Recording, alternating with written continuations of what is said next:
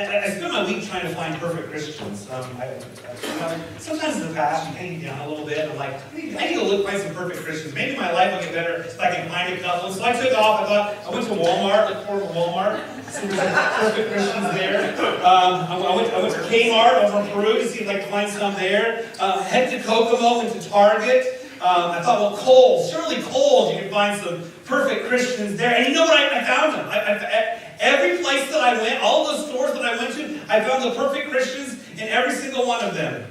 They are not clicking. Let's start at the beginning. Just a second. Little technology. Just a second. The perfect Christians are not on the screen. And they're getting closer. There they are, mannequins. Mannequins, the perfect Christians are mannequins are the perfect Christians, right? I mean, they don't drink, they don't smoke, they don't do drugs. I mean, they're the perfect Christians. They dress right. They are the perfect Christians. They are perfect at the do nots. Do not murder, do not commit adultery, do not steal, do not give false testimony, do not covet. They have got the do nots down, don't they? I mean, just think the perfect men and women mannequins make the perfect Christians. The guys, their pants are at the right location. No sleeve tats, no piercings. The ladies, their dresses are not too short or too low. I mean, they're not hanging out with the wrong kind of guys. You know what I'm saying here? They are the perfect Christians. Mannequin men's Bible study. Think about this men's Bible study. I mean, they smell good every day. You know, they come showing up. They never talk back to you. They're well-groomed first thing in the morning. And then they're never well-groomed first thing in the morning. And think about Mannequin Kids Church.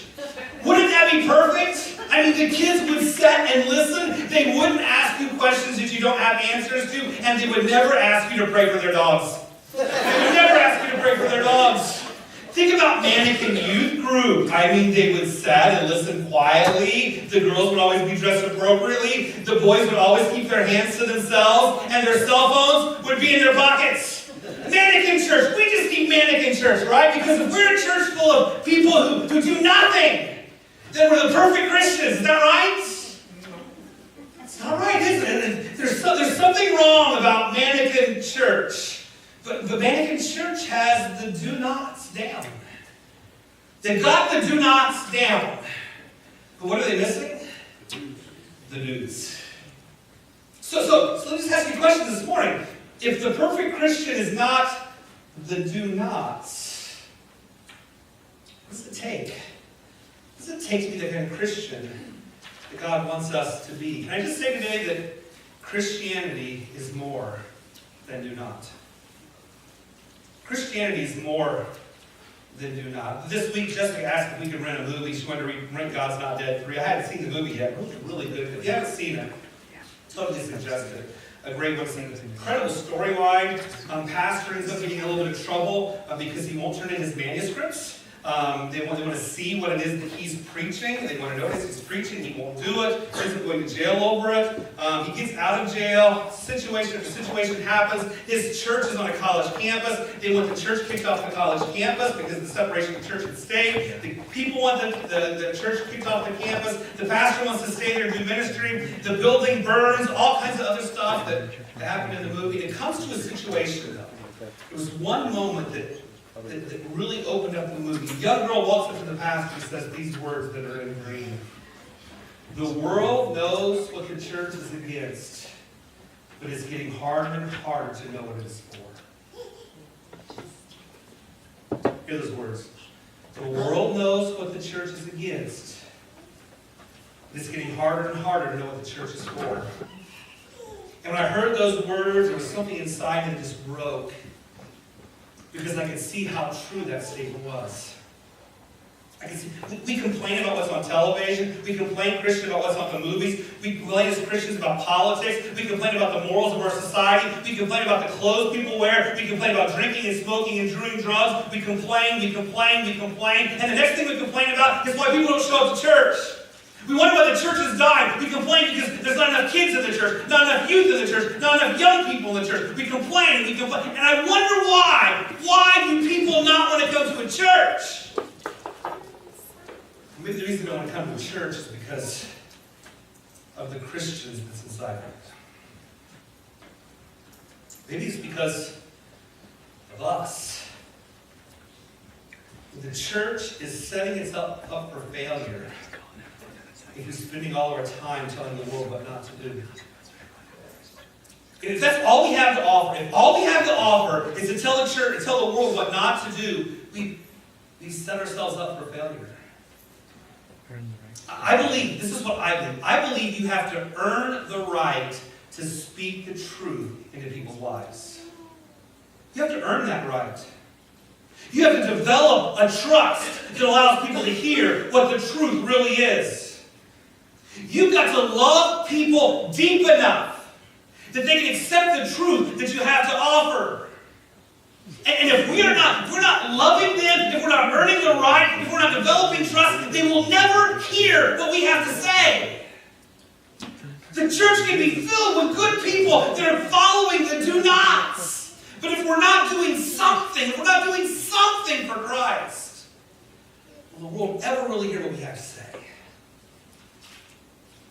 How much of Jesus' ministry was telling people the do-nots? But you think about this for just a minute. How many times, Matthew, Mark, Luke, John, how much time did Jesus talk about the do-nots?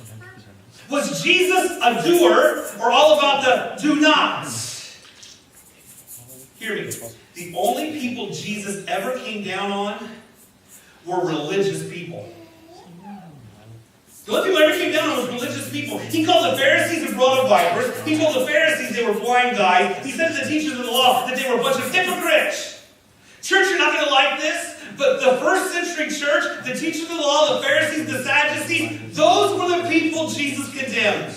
Those people. Why is the word of man? Jesus was easy on sinners and hard on religious people. Yet how often do we go around condemning? I just think of the times that Jesus hung out with people and what he said to them and what he didn't say to them. Did he go to the demoniac in the tombs and say, you need to quit playing that Ouija board? Did he go to the woman at the well and say, it is sinful for you to be divorced 6 times? Did he tell the woman caught in adultery, you got to put some clothes on and dress better, woman? Did he tell Zacchaeus, you need to quit cheating people out of money? Did he help tell hungry people, get a job and feed yourself? Did he tell Lazarus, if you went to the doctor, you would end up in the grave? Did he tell the little kids, sit down, shut up, and listen to me? Did he tell the couple at the wedding banquet, you shouldn't be serving wine in the first place? Did Jesus do any of that? Did he do any of that? First and foremost, he loved them. He showed them kindness and compassion, dignity, respect. He earned the right to share the truth with them. He earned the right. Yeah, I'm not saying Jesus didn't do hard teaching. Jesus did a lot of hard teaching. Just think about the woman caught in adultery. I mean, they brought the woman to him. And he dispelled the band that wanted to kill them. And he said that he forgave her. And then, he says, go and sin no more.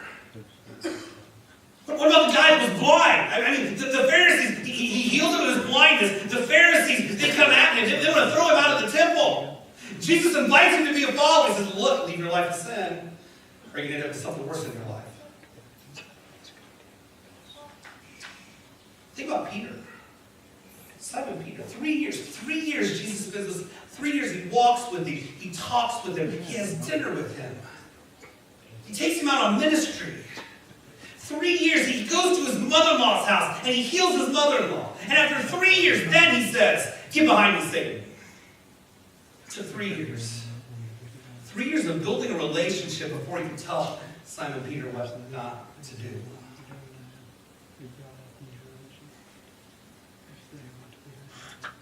Jesus earned the right to tell people what not to do. He earned trust in people to tell them what not to do. And they saw a love in him that drew them to doing the right thing. In church, I believe we have lost that right in America today. Until we can show love to broken people, until we can show love to needy people, until we can show love to lost people, we have no right to tell them what they can't do. You have to earn that right. You have to earn that right by the way you live, by the way you love. There was a study that was done that says most of the world loves Jesus. They just don't love the church. Dan Kimball wrote a book a few years back. They like Jesus, but not the church. He sat down with 30-year-olds and younger who really have left the church in record proportions. 30 years and younger. They're just not involved in church nowadays. They're saying about 15% of American 30-year-olds and under actually come to church on Sunday mornings. And he sat down with these people and he asked them, why don't you like the church? And they gave him 7 reasons why they don't like the church. First is a political agenda. They say the church is so political, we don't want anything to do with it anymore. And isn't it amazing that Jesus actually avoided politics? There's one time where we see Jesus gets thrust in the middle of politics, and he says this, give to Caesar what is Caesar's, and give to God what is God's. And there's so many pastors that want to be political. Yet Jesus was anything but political. Second, they see the church as judgmental. And yet Jesus ate with tax collectors and sinners. They see the church as negative, yet Jesus talked about peace and love. They believe that the church oppresses females. Yet Jesus was the great liberator of women. He talked to the woman at the well. That's huge, my friends, because Jewish men didn't talk to women, and they didn't talk to Samaritan women, and Jesus went to her. The Bible actually says that the people that funded Jesus' ministry were women. The world sees the church as homophobic. It says in John 3:16, for God so loved the righteous people, right? No, he loved the world. He came for everyone. Everyone is why he came. They think the church is arrogant. Yet Jesus got down on his knee and washed the disciples' feet. They see the church as unscientific. Yet Jesus is the one who created it all. Jeremy had a great conversation about this a while back, and he was talking about how amazing science is. He's a science geek. He loves science. He came to a realization that God is the greatest scientist that ever lived. And yet today, churches will bash science. Science is the discovery of what God has already done. Amen. Isn't it amazing that they love Jesus and they hate the church when the church is supposed to act like Jesus?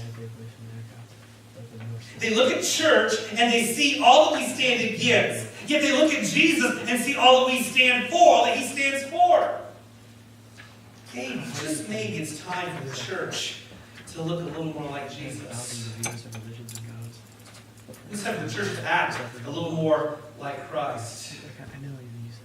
So I began to ask myself the question this week, what are we for instead of what we are against? Maybe it's time we think about this a little bit, church. Maybe it's time we think about what is it that the church stands for? What do we stand up for? What difference are we going to make in this world? We have told the world long enough the do nots. What are we going to do? What are we going to do? So I started searching through the Gospels. I just wanted to see. I wanted to see what Jesus was doing. I wanted to see what Jesus did and what Jesus said not to do. And I came to this Sermon on the Mount. Early on, Matthew chapter 5 through chapter 7, Jesus gives this sermon, 18 minutes long. And I'm reading the sermon, and I'm going, I can see. I can see how you can preach the sermon with do nots. And I see how you can preach the sermon with do's. The question is, what do you see in Jesus' sermon. Now, if you want to open your Bibles and look there, you can. I'm not going to put it up on the screen today. I'm just going to talk about it a little bit. There's some headings. The headings of the Sermon on the Mount are salt and light, fulfillment of the law, murder, adultery, divorce, oaths, eye for an eye, love your enemies, give to the needy, prayer, fasting, treasure in heaven, do not worry, judging others, ask, seek, knock, the narrow gate, a tree and its fruit, and the wise and foolish builder. That's the subject matter that Jesus addresses.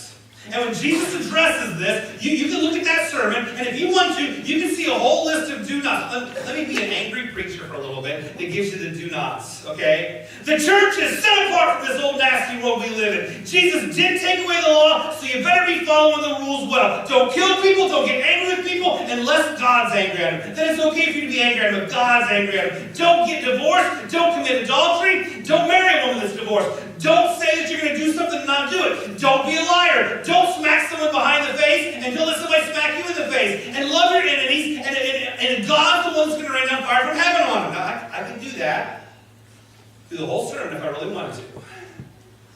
And angry pastors and angry churches that hate this world we live in will do that day after day after day after day. And angry Christians will talk like that day after day after day after day.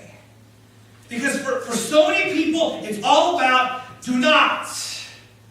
But you come to the very end of the message, the very end of the Sermon on the Mount, and these words are said by the people. The people were amazed at Jesus' teaching.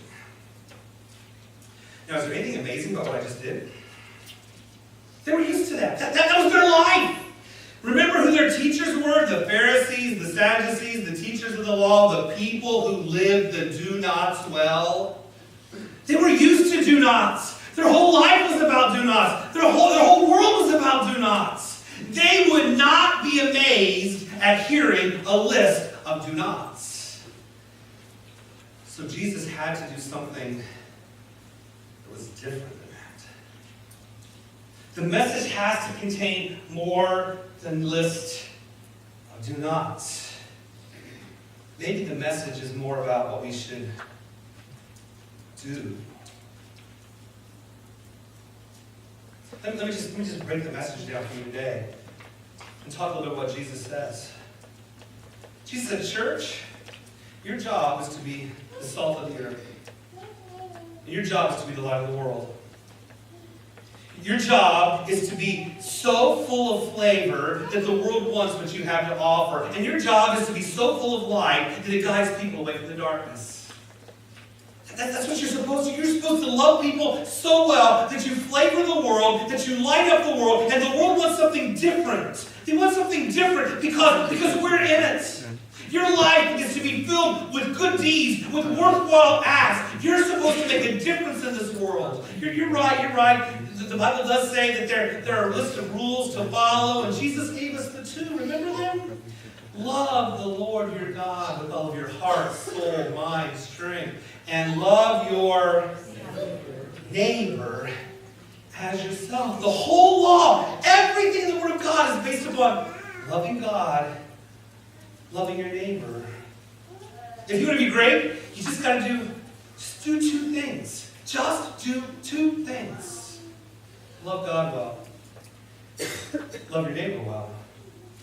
And if you think for 1 minute that your do not list is going to get you into heaven, you're in trouble, because look at the Pharisees, Jesus said. Look at the Pharisees. If your righteousness doesn't surpass that of the do not people, Jesus said you're never going to make it into heaven. You can't be good enough by doing a list of do nots to get into heaven. So if you think being a do not church is going to be enough for you, Jesus says you missed the point. He goes on and tells us that life is valuable, that God made it. And we're not supposed to be angry with someone. Why are we so angry, church? Why is the church so angry today? We're supposed to settle matters quickly, right? We're not to let the sun go down on our anger, right? See, Jesus understood something. Anger hurts you more than the person that you're angry with. And we've got to learn how to forgive. We need to forgive as God has forgiven us. And you know you're not supposed to be sleeping around. I mean, that kind of stuff does damage. hurts your kids, hurts your view of the world, hurts your view of yourself, hurts your relationships, God has something better. Do you know God's got something better? Do you know God wants something better for you? Oh, lots of pastors all through history have stood and said the words, what God is joined together, let not man separate. Let's just be real. People get divorced. And you know why God hates that, don't you? You know why God hates divorce? It's because you get hurt. It's because your children get hurt. It's because your family gets hurt. It's because God doesn't want you to be in pain. God doesn't want you to be in suffering. God doesn't want you to live a bad life. He wants you to live a better life. God hates divorce because of what it does to you. It's not just He sits in heaven and makes up a rule. What He says is, I love you so much, I want you to live a better life. Divorce isn't the answer. Love's the answer. In church, we've got to do what we say. Do what we say we're going to do. Because you know the world's watching you. Every day, every way, church, they're watching you. Does your mouth line up with your actions? In church, why don't we forgive people? Why do we struggle with forgiving people? I mean, the reality is this, we all mess up, don't we? Sometimes intentionally, sometimes accidentally, but we're humans and we make mistakes, and we need to forgive. We need to forgive as God has forgiven us. Gosh, I know this world, Jesus says, is filled with two kinds of people. You put everybody into two categories, neighbors and enemies. Neighbors and enemies. Everybody's either a neighbor or an enemy. And you love your neighbors, but what do you do with your enemies? None of that was believed. Well, hating them is just not working. Is hating our enemies really making life better? Is hating our enemies really changing anybody? Is the world a better place because we, church, fill it with hate? Does it really change something? Jesus says, what about loving people? What about loving people that hurt you? What about loving people that say bad things about you? What about loving a world that doesn't even like you? What happens if you sow a seed of love into somebody's life? What could you reap if you sow love? So church, give to the needy. Don't make a big deal out of it. Just do it. Feed someone. Clothe someone. Take care of someone. Every day, do something good for somebody else. Do something good for somebody else. And pray. Just pray, church.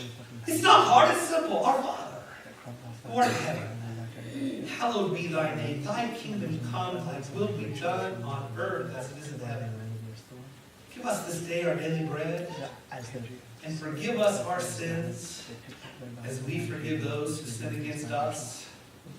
And lead us not into temptation, but deliver us from evil. For yours is the kingdom, and yours is the power, and yours is the glory, forever and ever. Y'all know this world's filled with stuff. Jesus says you don't need all of it. You got to learn to say no to some of it. Oh, there's lots of stuff out there, lots of stuff you can get. We got to learn that not everything put in front of us should we eat, and not everything put in front of us should we drink, and not everything put in front of us should we buy. Maybe, just maybe, life would be better if we didn't buy so much. Maybe just maybe life would be better if we didn't have so much. Maybe life would be better if we just learned how to say no to this world. Just once in a while, say no. And you realize we're not living for the here and now. It's not about today.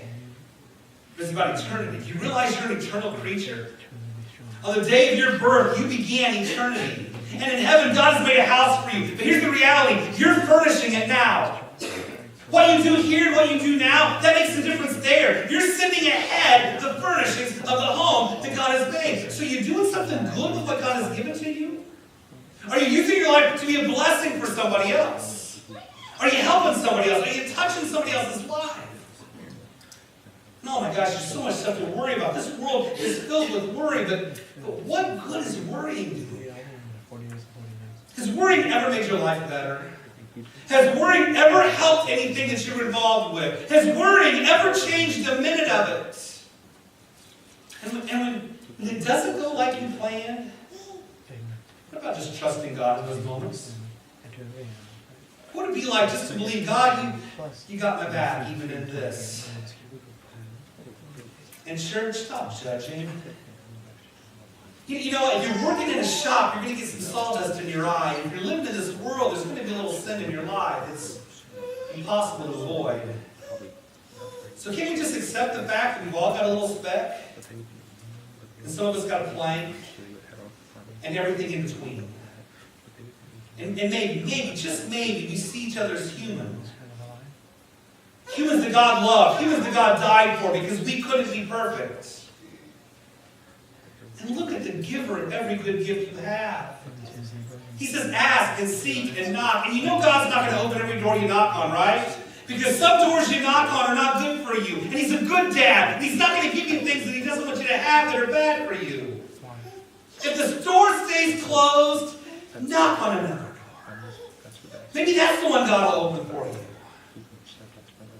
Look, there's lots of roads to drive on in life. Some are like 465. They're fast, filled with people, dangerous. You don't know where the pothole's at. And if you're not paying attention, you're going to end up in the wrong place. But that's not the road I want you to drive down, Jesus says.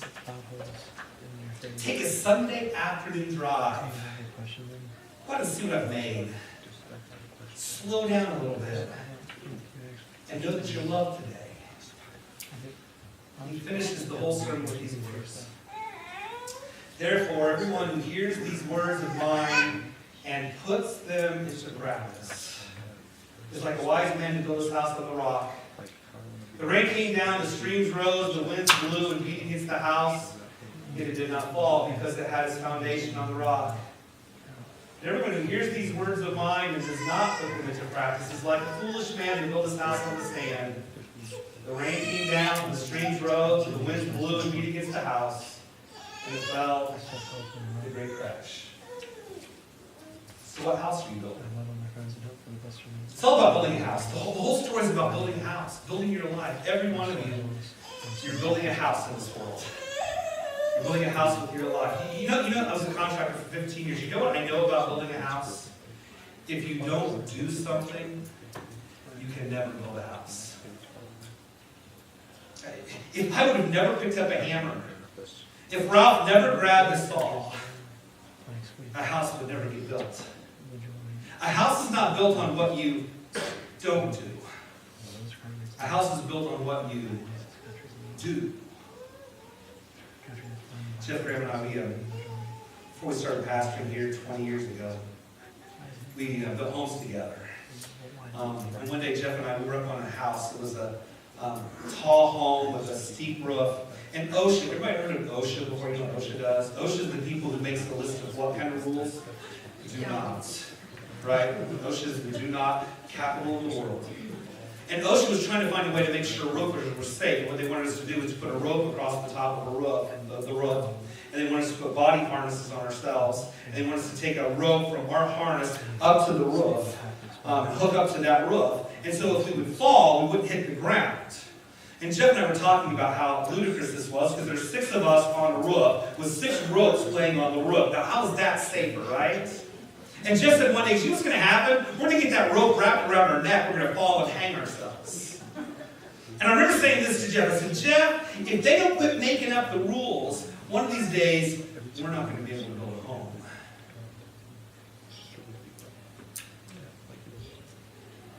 Church, if we want to build a church on do nots, we'll never have church. The Pharisees tried to build a church on do nots. And Jesus knocked that one down. What are we going to build our church on? What are we going to do? We had better be more than a list of do nots. It's time for the church to show the world what we can do. Amen? Lord, help us to be doers of your word. In Jesus' name we pray. Amen? Go and do.